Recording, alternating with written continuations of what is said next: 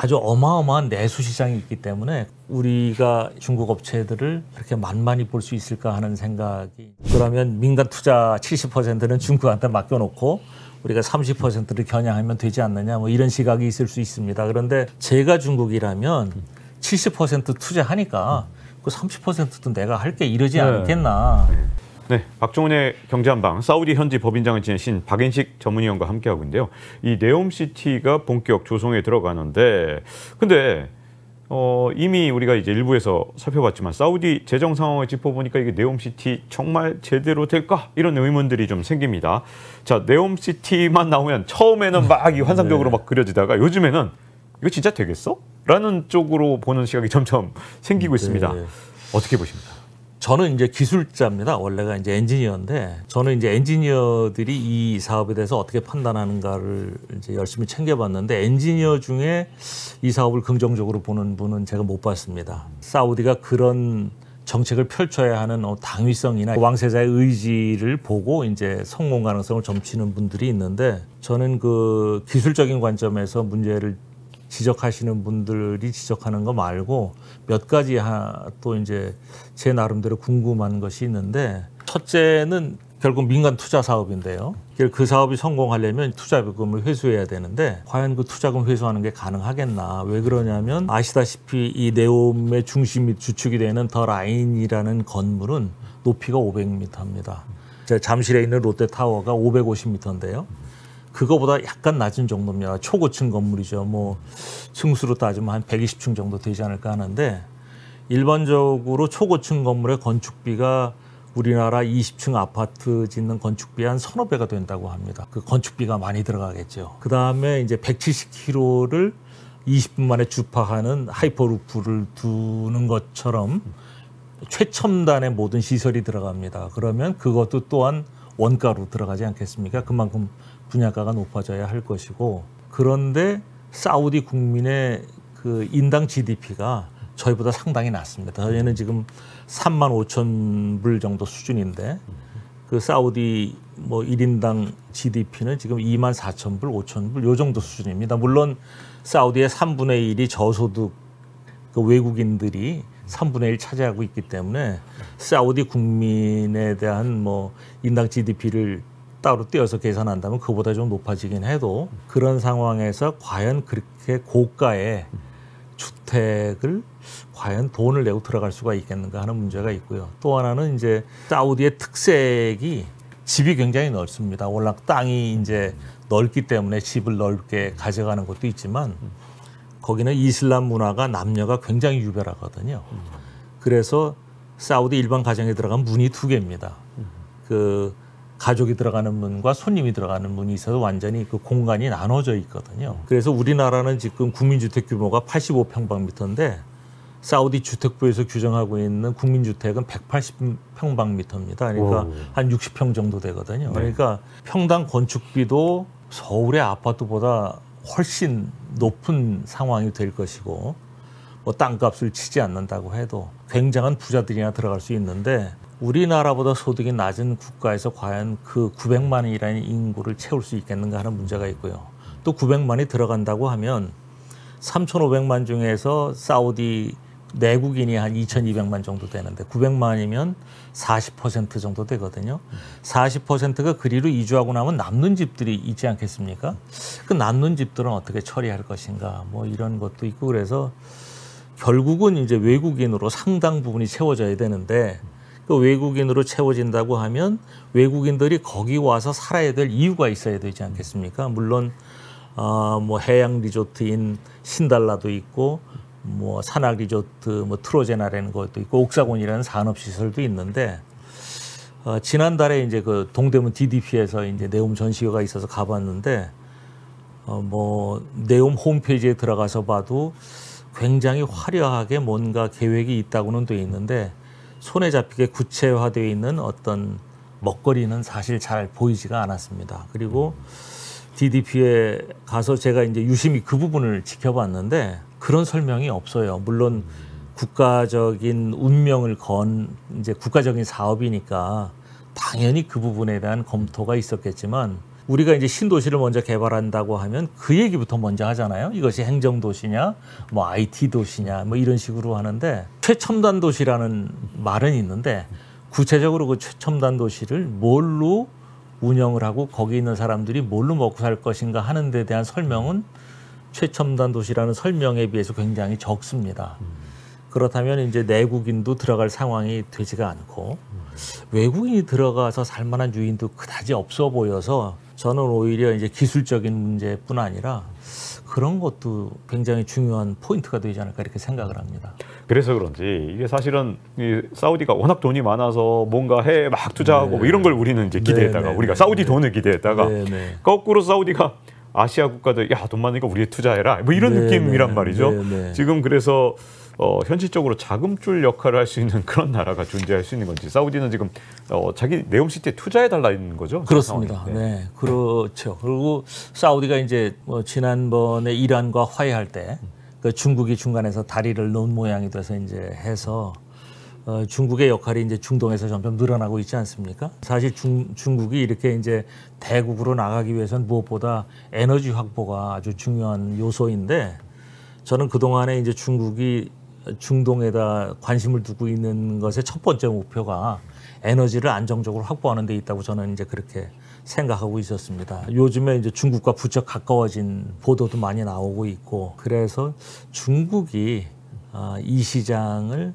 상당히 우리보다 더 겨냥하고 있지 않을까 하는 생각이 들고요. 또 하나는 네옴 이 사업을 수행하기 위해서 투입돼야 될 작업원이 한 30만 정도로 추정해 놓은 것을 제가 본 일이 있습니다. 그래서 사실 작업원 30만 명을 동원할 수 있는 나라도 그렇게 많지가 않고 중국을 겨냥하고 있지 않을까 하는 생각이 있고요. 한국의 이제 대형 건설업체들이 중국과 경쟁할 때 보면 가격적으로 굉장히 불리합니다. 그것은 저희가 볼 때 뭐 인건비가 싸고 뭐 이런 이유도 있겠지만 중국 정부에서 그 중동의 에너지 확보에 가장 초점을 맞추고 있어서 가격이 좀 수지타산이 안 맞더라도 그 중동 국가와 관계를 맺어가는 걸 더 중요하게 여겨서 좀 저가로 가는 것이 아니냐 하는 생각을 그동안 해왔습니다. 우리가 볼 때는 리스크가 많이 있는데 그런 리스크를 감수하고라도 중국이 사우디 정부가 추진하고 있는 사업에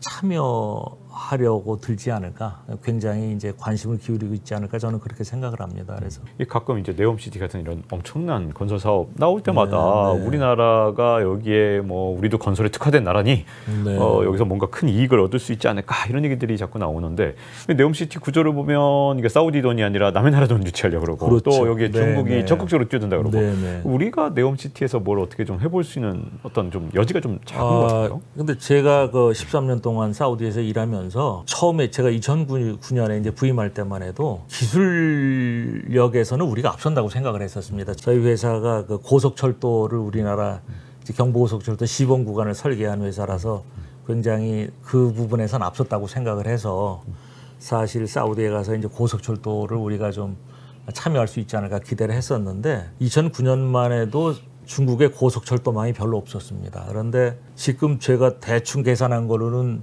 우리나라 고속철도 연장이 1000km가 안 되는데 중국 지금 고속철도 연장이 45,000km입니다. 엄청나네요. 우리나라 40배가 넘어가거든요. 아주 어마어마한 내수 시장이 있기 때문에 거기서 시행착오를 겪고 그래도 이제 부담이 좀 없죠. 자국 내에서 일어나는 일들이기 때문에 그래서 그런 어떤 양적인 성장이 어느 순간에 이제 질적인 성장으로 바뀌어가지 않나. 우리가 중국 업체들을 그렇게 만만히 볼 수 있을까 하는 생각이 이제 먼저 듭니다. 뭐 가격적으로도 이제 어려움이 있고 그렇다면은 이제 사우디 정부가 30% 정도를 국가 재정으로 충당을 하겠다고 하니까 그러면 민간 투자 70%는 중국한테 맡겨놓고 우리가 30%를 겨냥하면 되지 않느냐 뭐 이런 시각이 있을 수 있습니다. 그런데 제가 중국이라면 70% 투자하니까 그 30%도 내가 할게 이러지 않겠나. 예전에는 그래도 돈은 비싸도 기술력이 앞섰는데 이제는 건설 쪽이 아니라 첨단 산업 쪽에서는 우리가 앞선 부분이 있지만 그냥 건설만 국한해서 본다면 굉장히 힘든 싸움이 되겠다. 저는 그렇게 생각을 합니다.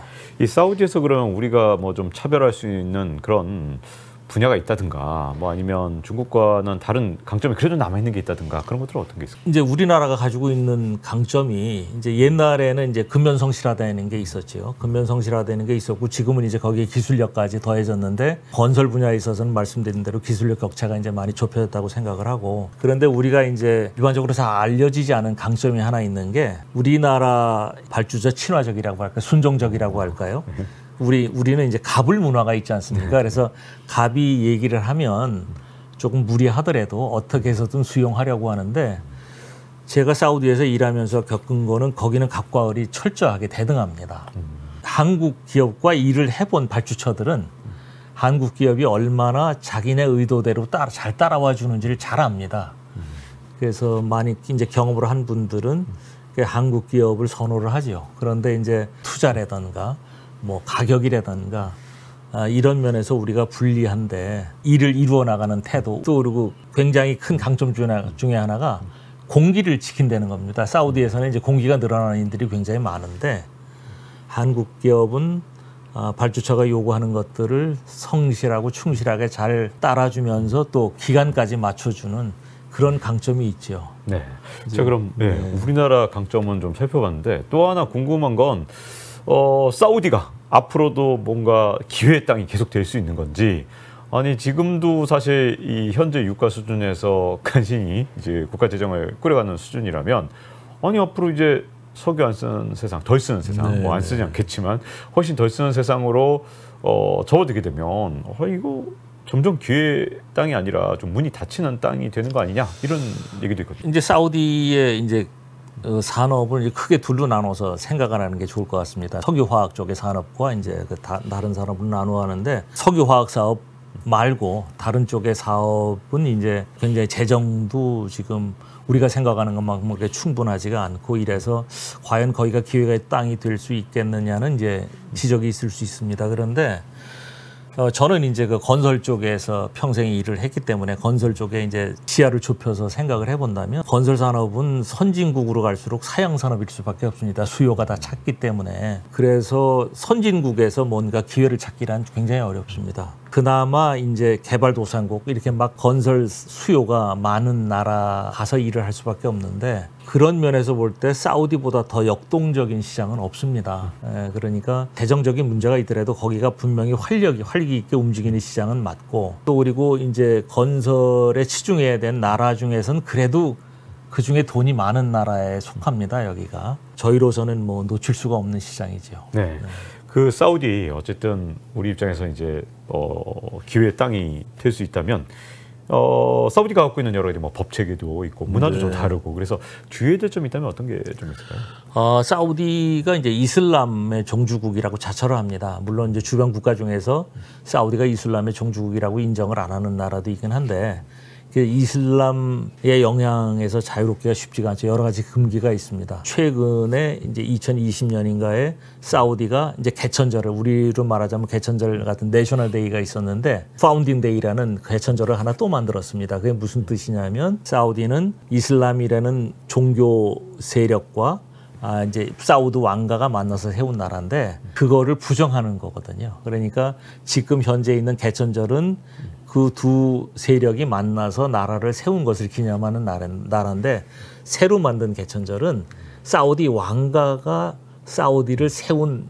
일왕국 세운 날을 기념을 하는 겁니다. 그래서 왕세자가 공식적으로 와하비즘이라고 하는데 더 이상 사우디에서 와하비즘은 없다고 선언을 했고 모든 결정은 국왕 밑에 있다. 이슬람으로부터 조금 예전에 비해서는 많이 자유로워지는 부분이 있습니다. 또 하나는 네옴을 하면서 네옴은 이제 사우디의 어떤 법 체계나 이런 것들이 적용된다고 하면 외국인들 투자를 꺼리게 하는 조건이기 때문에 네옴에 한해서는 네옴 안에서 적용되는 법률을 따로 만들되 그것을 법조인이 아니라 경제인들이 비즈니스맨들이 만들게 하겠다고 그런 의사를 밝힌 적도 있습니다. 그래서 우리가 이전에 생각했던 사우디보다는 기업화할 수 있는 그 환경이 좀 나아지긴 했어도 사우디는 태어나면서부터 전부 무슬림입니다. 법적으로. 그래서 과연 그런 데서 어느 선까지 자유로워질 수 있을까. 그런 한계는 있을 겁니다. 아마. 네. 이 사우디에서 어쨌든 개혁을 계속 빈 살만 왕세자가 추진하고 있는데 그러면 종교 지도자들은 불만이 지금 가득하겠네요. 지금 말씀대로. 제가 굉장히 의아해하는 부분이 그겁니다. 제가 2009년에 부임할 때만 해도 이 종교 경찰의 뭐 힘이 대단했습니다. 저희 집 사람도 외출했다가 종교 경찰한테 지적받고 이제 거기는 여성이 모두 아바야라고 까만 걸 입어야 되는데 종교 경찰의 위세가 대단하고 굉장히 또 아주 폭력적이었습니다.